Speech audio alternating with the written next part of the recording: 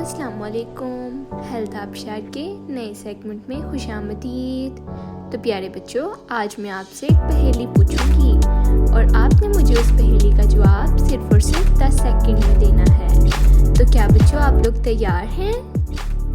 तो बताएं, हाथ में डंडा ना तलवार, छोटा सा एक चौकीदार। बताएं बच्चों क्या है ये? सोचें सोचें।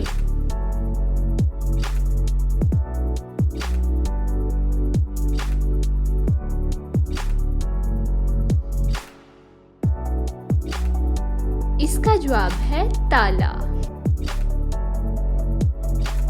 तो प्यारे बच्चों, आपको हमारी पहेली कैसी लगी कमेंट्स में ज़रूर बताएं और हमारे चैनल को सब्सक्राइब करें और अपने दोस्तों के साथ हमारी वीडियो को शेयर करें। अल्लाह हाफिज़।